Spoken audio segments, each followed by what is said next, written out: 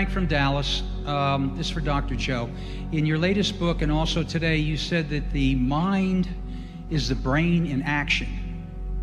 Science of mind seems to have correlation, evidence, anecdotes that a person that's in a coma, that they can be healed by practitioners using science of mind, spiritual mind treatments. So it would suggest that the mind came first before the brain. What's your opinion on that? Okay, so if we look at definitions, the neuroscientific definition of mind is the brain in action. Mind is the brain at work. You have 100 billion neurons. They can fire in different sequences, different patterns, and different combinations. And the sequences and patterns of combinations produce different levels of mind.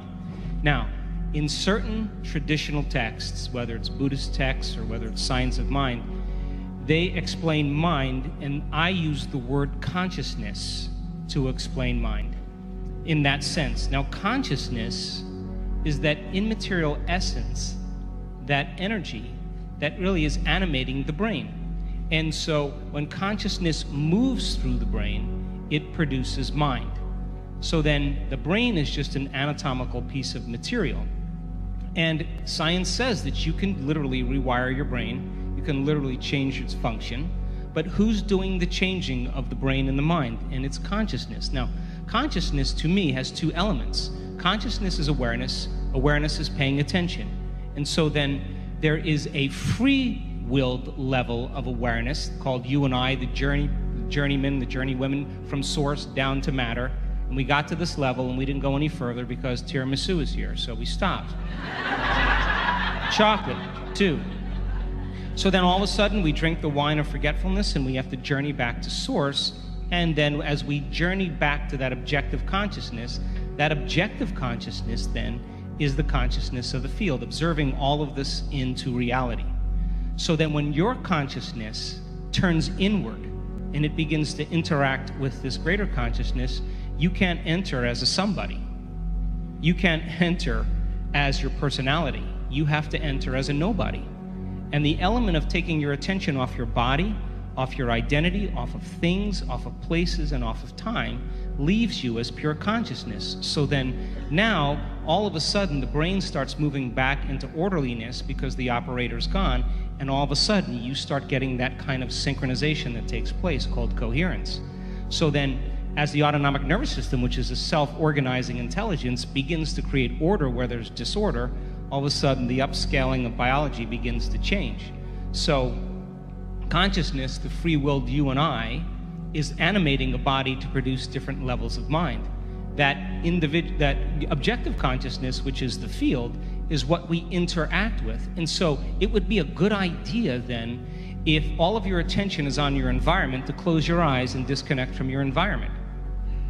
To sit your body down and no longer allow it to move and be greater than your body, and really give up your appointments and your thoughts about the past and the future and find the present moment.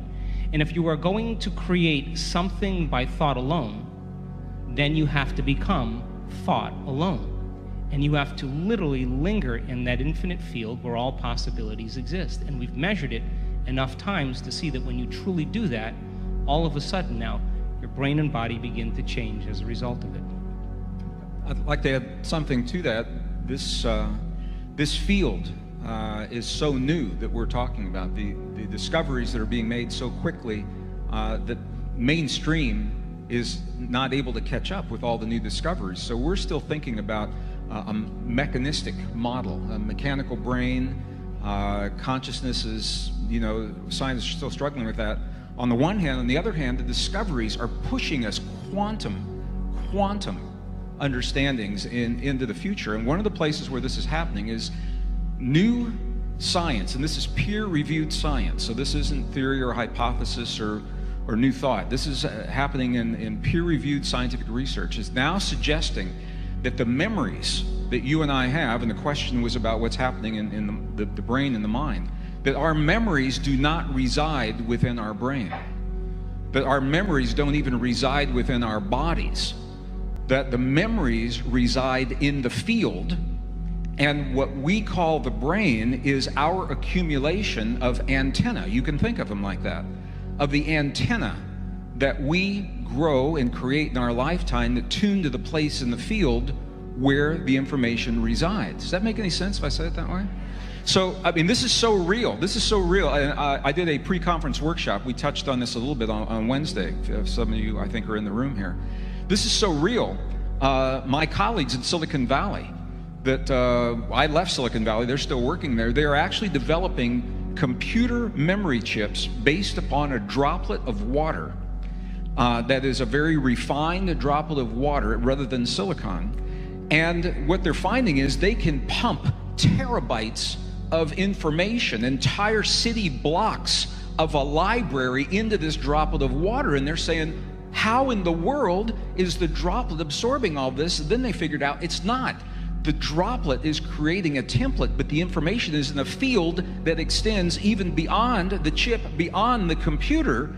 This is the bridge to quantum understandings, quantum realities. So when we talk about influencing one another and our brains, what we're really talking about is our brain through the act, and I mentioned this yesterday, remember those of you who were with me yesterday, the act of choosing to learn something differently and how we grow the neurites on the neurons. Okay, those are the antenna. When we do that, those are the antenna that are tuning to the place in the field that holds the memories, or it holds the language that we're trying to learn, or the mathematic understandings. We are resonators tuning to the field, and that changes everything. When you think about science of mind and why it works the way it works, when you think about remote healing, when you think about entanglement, remote viewing, all of those things, it puts a whole new spin.